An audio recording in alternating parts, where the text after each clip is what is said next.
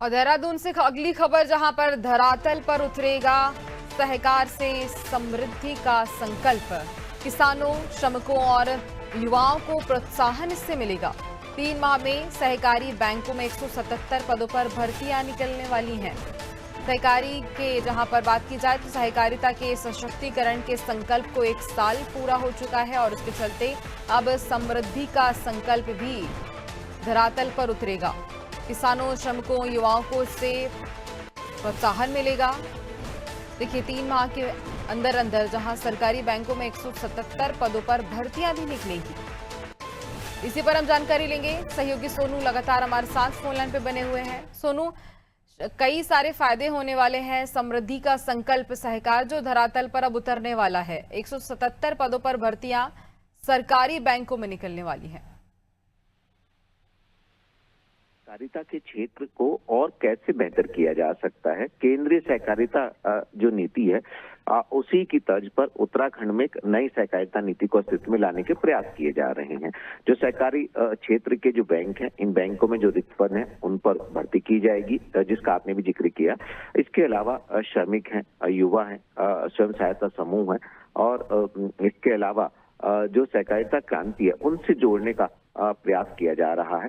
खास तौर पर प्रयास ये किए जा रहे हैं कि जो सहकारिता आंदोलन है, जो सहकारिता क्रांति है, उसके तहत जो ग्रामीण क्षेत्रों की अर्थव्यवस्था है उसको और बेहतर और उसको और मजबूत किया जा सके, इसी को लेकर के प्रयास किए जा रहे हैं। जब नई नीति के तहत कार्य किए जाएंगे तो उससे स्वयं सहायता समूह को आर्थिक रूप से सशक्त बनाया जा सकेगा, युवाओं को रोजगार दिया जा सकेगा और जो अपने स्वरोजगार शुरू करना चाहते हैं युवा, उनको सहकारी बैंकों से सस्ती ऋण की दरों पर उनको लोन उपलब्ध कराया जा सकेगा। तो सहकारिता क्रांति के तहत ये प्रयास किए जा रहे हैं। आने वाले समय में हम देखेंगे कि उत्तराखंड में जो सहकारिता क्षेत्र है ये और बेहतर परफॉर्मेंस के साथ लोगों को इसके स्तर पर लाभ प्राप्त होंगे और श्रमिकों को भी इससे फायदा होगा, ग्रामीणों को भी इससे फायदा होगा।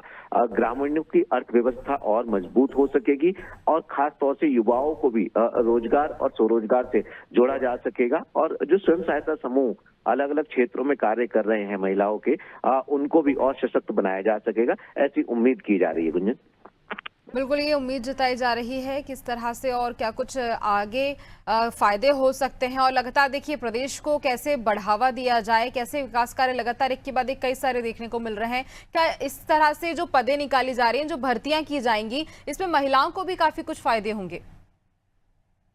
निश्चित तौर पर देखिए, क्योंकि सरकार पहले ये प्रावधान कर चुकी है कि उत्तराखंड की मातृशक्ति को, महिलाओं को 33% जो आरक्षण है वो दिया जाएगा और ऐसे में सरकार ये फोकस कर रही है जो स्वयं सहायता समूह है उनके माध्यम से ग्रामीण क्षेत्रों की मातृशक्ति है उनकी आर्थिकी को मजबूत किया जा सके। और जब खास तौर पर सहकारिता क्षेत्र की अगर हम बात कर रहे हैं और सहकारिता के क्षेत्र में बैंकिंग सेक्टर में या अन्य कार्यालय में जहां पर जो भी पद हैं, आरक्षण के तहत महिलाओं को भी अवसर प्रदान किए जाएंगे। जिनके अंदर जैसा कौशल है उसके औसत में उनको अवसर प्रदान किए जाएंगे। तो ऐसे में सरकारी सेवाओं में भी अवसर प्रदान होंगे और सहकारिता नीति के तहत जहां पर जिसको आर्थिक रूप से सशक्त किया जा सकता है उस पर भी फोकस होगा। स्वयं जो स्वरोजगार है उसको उससे जोड़ने के लिए सहकारी बैंक जो है इनसे सस्ती दरों पर और कुछ ऐसी भी योजनाएं हैं सहकारिता के क्षेत्र में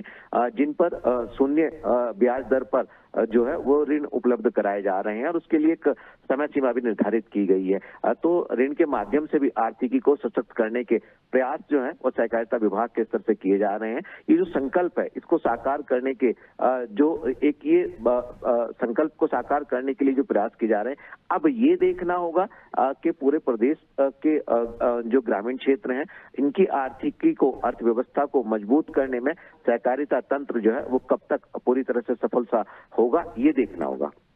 बिल्कुल देखने वाली बात होगी। और इसके अलावा ये भी हो सकता है कि सरकारी बैंकों में भर्ती निकाली जा रही है, इसके अलावा और भी अलग अलग विभागों में भर्तियां निकाली जाए। सोनू, आगे भी जानकारी लेंगे, आप बने रहिए हमारे साथ।